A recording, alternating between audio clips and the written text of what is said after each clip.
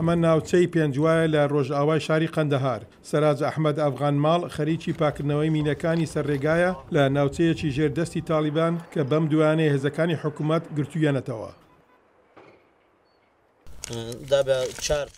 ئەمە پێویستی بە پاتری و شعانی یاشتی دیکە نییە. کاتێک ئۆتۆمۆبیلێک بەسەریدا بڕوات دەتەقێتەوە و کارەسات دروست دەکات.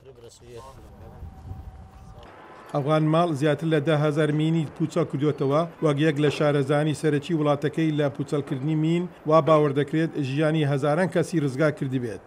ئەفغانماڵ ئاگاداری ئەوەی کە کارەکەی چەند مەترسیدارە، هاوکارەکەی بەهادورخان 2 مانگ لەمەوبەر لە تەقینەوەی مینێکدا کوژرا، هەرکە خەریکی پاکردنەوەی مین بوو لە ناوچەی ژێردەستی تالیبان. ئەفغانماڵ چەند جارێک بە موعجزە ڕزگاری بووە.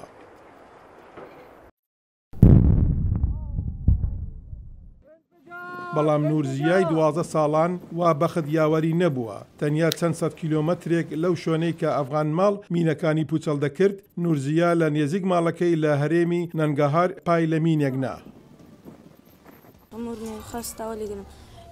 هەشتی بەیانی بوو کاتێک کە دایکم ڕەوانی دەرەوەی کردم چیلکەدار کۆبکەمەوە بۆ چێشکردن. ئەو ڕۆژە دوودڵ بووم بڕۆم، بەڵام چووم بۆ لابردنی ئەو بارە لەسەر ماڵەوە. هەردوو لاقم لە دەستا کاتێک کە مینێک تەقیەوە.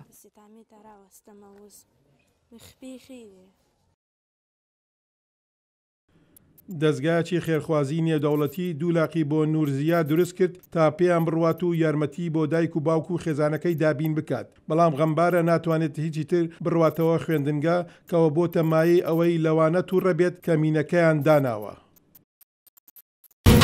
پرسیاریان لێ دەکەم بۆ دەبنەمایەی جەفاکێشانی خەڵک. خوددا ئەوانە بگرێت کەوا بووم دادەنێن و خەڵکی سڤیل ئازار دەدەن یا دەکوژن.